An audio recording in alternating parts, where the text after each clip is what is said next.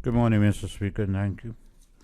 Mr. Speaker, Bermuda Day is next week Friday, and as all in this honorable House know, the festivities are the unofficial start of the summer season.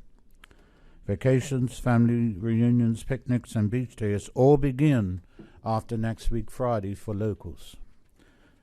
Mr. Speaker, but the vacation season starts sooner for some, mainly tourists who arrive to our shores in March and April. They travel by both air and sea. Recently, attention has been given to the lifeguard coverage at our beaches because of the tragic event in April of this year where a man lost his life in an effort to save a drowning girl on Horseshoe Bay. Mr. Speaker, might I take a moment to pause in honor of Mr. Hyun Duk Shin, who paid the ultimate sacrifice while helping to successfully rescue a young person. His actions should be considered heroic. While there are no words to ease his family's immeasurable loss, his actions demonstrate the willingness of one human being helping another in a time of crisis. Mr. Speaker, the lifeguard service under the remit of the Department of Parks continues to face significant challenges in maintaining adequate coverage due to staffing shortages.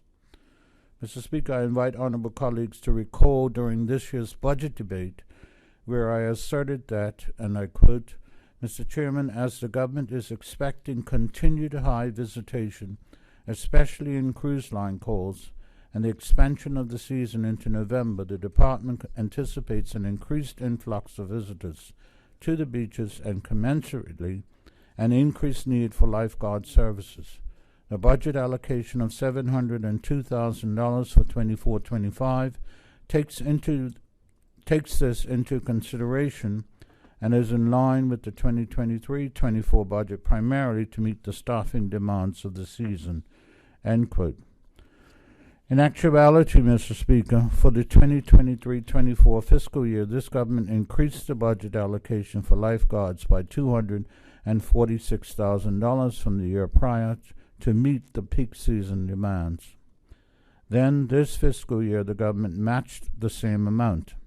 Mr. Speaker, while it is acknowledged that the lifeguard service is experiencing shortages, the issues are fundamentally deeper than just financial figures. It is about attracting personnel.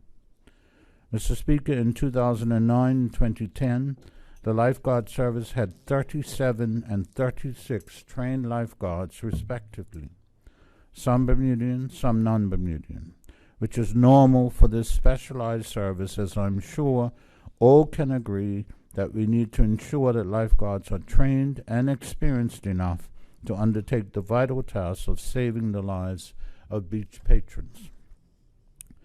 Fast forward to the year 2022, the Department of Parks received only 28 applications, 10 of which were withdrawn, subsequently leaving a total of 18 trained lifeguards.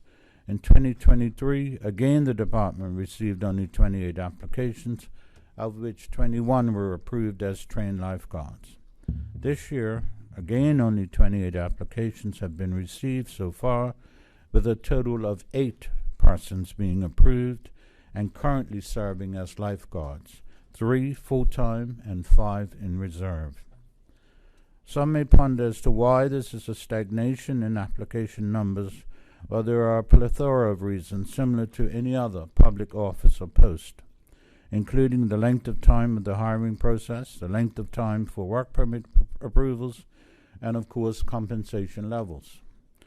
Mr. Speaker, despite having to pass an initial 9-day intense training course, pass monthly physical assessments, and pass annual 24-hour training courses, our starting lifeguards currently take home 18% or $197.26 less weekly than the lowest paid worker within the Department of Parks. Mr. Speaker, senior lifeguards, those who are accountable for facilitating junior staff with developing newly acquired skills in life-saving and maintaining a safe environment for both beach patrons and staff, this position takes home 15% or $193.20 less weekly than the lowest paid foreman at the Department of Parks. These first-line managers still take home less weekly than the lowest paid worker with the Department of Parks. Mr. Speaker, yes, in fact, the government increased the budget to hire more staff and to take into consideration for the expanded cruise ship season. It's not enough to attract interested persons to either leave their current lifeguarding employment or begin the process of becoming a new lifeguard.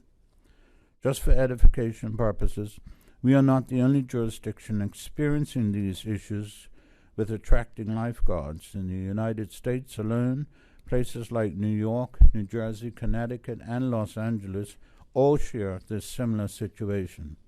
Mr. Speaker, as I've said previously, the department has 8 persons currently serving as lifeguards, 3 full-time and 5 part-time, and hopes to have an additional 5 new full-time seasonal lifeguards on the beaches by the 15th of June, assuming that all of the remaining 17 applicants pass their respective assessments.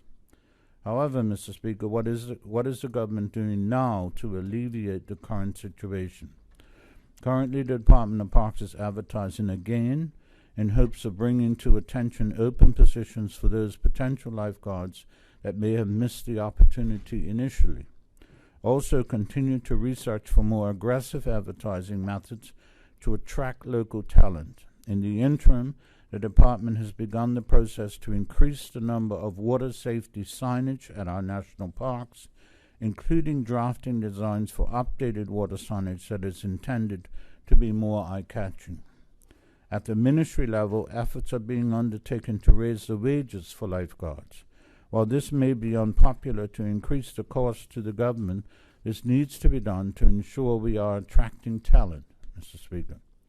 Exploring increasing the starting pay, at the very least, consider matching the lowest paid worker, heavy laborer, for our starting lifeguard wages, and consider starting senior lifeguard pay at the lowest foreman rate equivalent. Reinstitute training bonuses incentives. Currently, new recruits do not get paid for their 9-day, 72 hours training session. Reinstitute with more parameters, i.e. training bonus, for those that complete a minimum of 3 months of service. This could mean lifeguards having to return for a second year in order to qualify and obtain the monetary incentives. Consider fast-tracking of work permits. The Department of Parks Lifeguard Service annually applies for short-term work permits.